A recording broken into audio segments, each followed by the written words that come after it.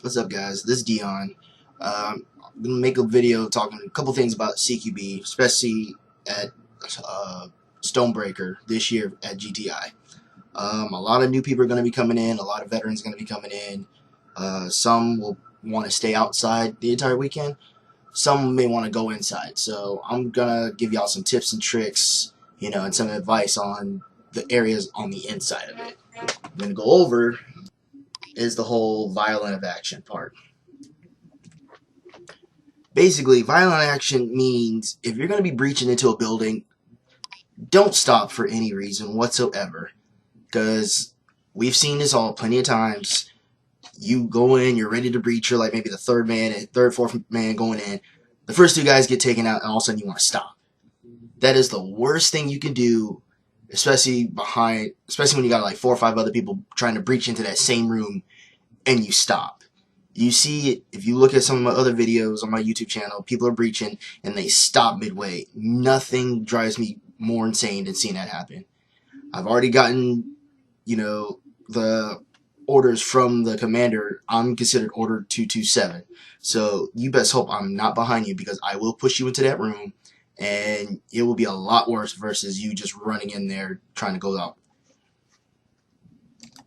Another thing that needs to be talked about is the whole room clearing basics.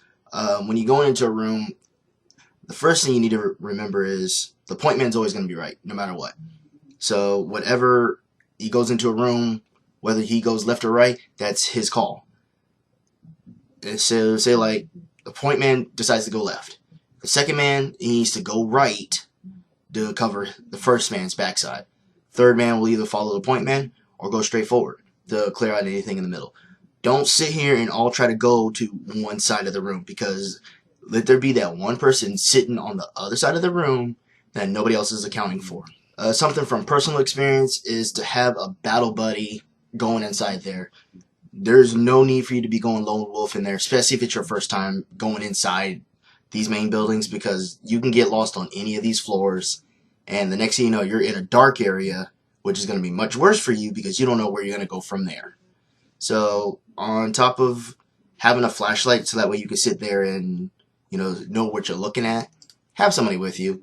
If you end up being by yourself somehow, some way, because of a firefight or anything like that, find another squad to roll with until you know where yours is. Or if you want to sit there and just retreat back with your rest of your squad that got wiped out to respawn, do that. It's much better than trying to lone wolf it in that entire GTI build facility. On the subject of lights, if you are with a whole bunch of people and you're not in the very front, you're not the first man in, do not have your lights on. We are trying to go in, them not knowing how many people we have. We're not trying to go in there to give them a shadow puppet. We're not going to give them a puppet show.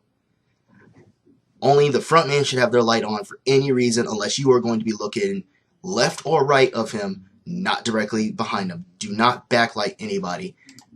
I swear somebody will end up doing it. Don't be that guy, please. The last thing I want to mention as far as CQB is the tunnel vision. You're going to be really excited to go inside buildings. You're going to be excited trying to go down the halls, trying to clear rooms and all of that, this, that, and the other. That's all fine. But don't get sucked into an area and you end up overlooking things. From what we've been told, fuel rods will be available or will be out there on the field. Do not get the tunnel vision where you're just sitting there, you're stuck, you're looking straight down the hallway. You miss all these doors, you miss all these rooms, you miss all these fuel rods and objectives. Stay focused, but have situational awareness, because you never know what you're going to find in these buildings. Third Coast is very known for sitting here putting things in plain sight and people still miss them, and it's just out there in the open. Something that got messaged to me since I'm making this video right now. 2 things. One, this is a milsim op, so bio BBs are required for this event. No regular BBs. It has to be biodegradable BBs. All right. And the second thing is, for Third Coast event, we know that there was a lot of confusion about this last year because of the rule changing. But this year, all rifles except for support weapons are semi-only.